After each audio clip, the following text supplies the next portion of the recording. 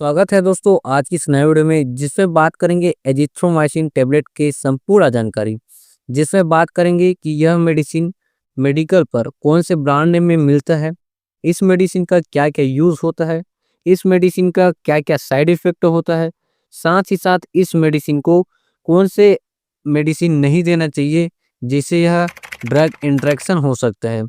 Contraindication मतलब इस tablet को कौन से पेशेंट को नहीं देना चाहिए जिससे उसे हार्मफुल इफेक्ट हो सकता है। अब बात करेंगे कि एजिथ्रोमाइसिन एक एंटीबायोटिक होता है जो कि मैक्रोलाइड कैटेगरी का होता है। ग्राम पॉजिटिव और ग्राम नेगेटिव बैक्टीरिया के लिए काफ़ी इफेक्टिव होता है। यह मेडिसिन आपको मार्केट में क्या क्या नाम से मिलते हैं वो देखते हैं, मतलब इस मेडिसिन का ब्रांड नेम। यह मेडिसिन आता है, काफ़ी पॉपुलर ब्रांड है दोस्तों जो कि मैं बता रहा हूँ। यह मेडिसिन आपको आसानी से मेडिकल में मिल जाएगा। सबसे पहले है जिथ्रॉक्स 500 जो कि मैक्लियोड्स कंपनी द्वारा बनाया जाता है। यह स्ट्रेंथ में आता है, 500 mg में आता है, 250 mg में आता है, साथ ही कुछ बच्चों के लिए भी आता है 125 mg में।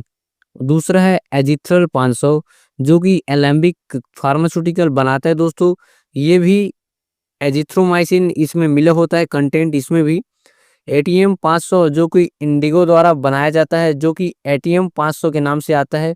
इसमें भी आपको एजिथ्रोमाइसिन टेबलेट देखने को मिलेगा। यहाँ पर जैथसिन 500 यहाँ पर आपको एंटीबायोटिक है, यह भी एजिथ्रोमाइसिन के नाम से मेडिकल में मिल जाएगा। एफडीसी द्वारा मैन्युफैक्चर किया जाता है। यह सभी प्रकार का जो एंटीबायोटिक जो बता रहा हूँ वो आपको मेडिकल में आसानी से मिल जाएगा। यदि मेडिकल में आपको दूसरे नाम से और लेना चाहते हो तो आप दूसरे नाम से भी ले सकते हो, लेकिन ये कुछ पॉपुलर ब्रांड है दोस्तों जो कि आपको आसानी से मेडिकल में मिल जाएगा। इसमें सभी में आपको एजिथ्रोमाइसिन टेबलेट आईपी देखने को मिल रहा है। तो आईपी का मतलब होता है दोस्तों इंडियन फार्माकोपिया, जो कि स्टैंडर्ड बुक इलीगल बुक होता है जिससे इस इस मेडिसिन को बनाया जाता है। मतलब इस मेडिसिन को इसके प्रोसीजर को देखकर उनके अकॉर्डिंग इस मेडिसिन को बनाया जाता है जिसे क्लिनिकल टेस्ट के लिए उपयोग किया जाता है। अब बात करेंगे कि इस मेडिसिन को आप कहाँ-कहाँ यूज़ कर सकते हो। तो यह मेडिसिन एंटीबायोटिक होता है जो कि बैक्टीरियल इन्फेक्शन के लिए ब्रॉड स्पेक्ट्रम की तरह काम किया जाता है। जैसे कि इसमें है ब्रोंकाइटिस, मतलब जो लंग्स में जो इन्फेक्शन हो जाता है तब इस मेडिसिन को उपयोग किया जाता है। निमोनिया ये भी लंग से रिलेटेड है जिसमें पस भर जाता है ब्रोंकाइल में, तब इस मेडिसिन को यूज़ किया जाता है। साथ ही साथ थ्रोट इन्फेक्शन हो जाता है, मतलब गला बैठ जाता है, गला से आवाज़ नहीं आता, या फिर रात में सोने टाइम आपको घरघराहट के जैसे आवाज़ आता है, आवाज़ नहीं निकल पाना, आवाज़ बैठ जाना, आवाज़ खराश आना, ये सभी प्रकार का जो थ्रोट इन्फेक्शन होता है उसके लिए भी इस मेडिसिन का यूज़ किया जाता है।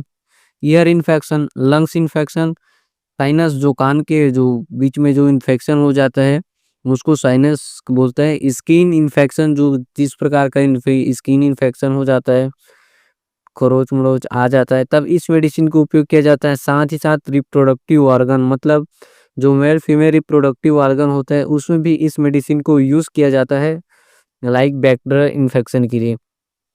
सेक्सुअल ट्रांसमिट डिसीज मतलब एसटीडी, मतलब जो कि सेक्सुअल के टाइम ये फैल जाता है तो इस मेडिसिन का उपयोग कर सकते हैं। इसमें एसटीडी में आता है जैसे कि गोनोरिया, सिफिलिस, ये एड्स हो गए, एचआईवी हो गए, ये सब इसी प्रकार का सब बीमारी होता है, तब इस मेडिसिन को आप यूज़ करके आप ठीक कर सकते हो।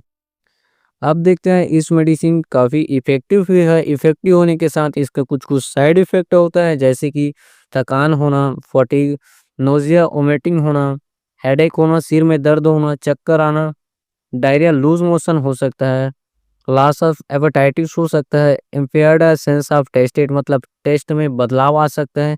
यह कुछ साइड इफ़ेक्ट होता है। इससे ज़्यादा आपको और अनवांटेड साइड इफ़ेक्ट देखने को मिलता है तो आप अपने डॉक्टर से सलाह ज़रूर लेना है। ड्रग इंटरेक्शन मतलब इस मेडिसिन को देने के बाद आपको कौन से मेडिसिन यूज़ नहीं करना है। इसमें सबसे पहले आता है एंटासिड आता है, जैसे कि जिसमें मिला होता है एल्यूमिनियम और मैग्नीशियम कंटेंट जो मिला होता है, ये बेसिकली सिरप में ज़्यादा मिला होता है तो इस मेडिसिन को आपको नहीं लेना है एंटासिड सिरप को। माइग्रेन का टैबलेट होता है जो कि सिर में दर्द होता है तब इस मेडिसिन को लिया जाता है, तब भी नहीं लेना इसको। वारफरिन जो कि एंटीकोगुलेंट एजेंट होता है, इसको भी नहीं लेना है। साइक्लोस्पोरिन जो कि एक ऑर्गन ट्रांसप्लांट में यूज़ किया जाता है इस मेडिसिन को, उस टाइम भी इस मेडिसिन को आपको नहीं देना है। कोल्चिसिन ये भी एक एनएसआईडी कैटेगरी का मेडिसिन होता है जो कि दर्द, फीवर और इन्फ्लामेशन को ठीक करने का काम करता है। यह सभी मेडिसिन को आपको एजिथ्रोमाइसिन टेबलेट को नहीं देना चाहिए। अब कंट्राइंडिकेशन देखेंगे, मतलब इस मेडिसिन को कौन से पेशेंट को नहीं देना चाहिए। जैसे कि वो किडनी डिसीज का जो पेशेंट होते हैं उसको नहीं देना है, लिवर डिसीज, हार्ट डिसीज और प्रेगनेंसी, इस प्रकार का पेशेंट को आपको इस मेडिसिन को अवॉइड करना है, या फिर इस मेडिसिन को यूज़ करने से पहले आपको डॉक्टर से कंसल्ट ज़रूर कर लेना है।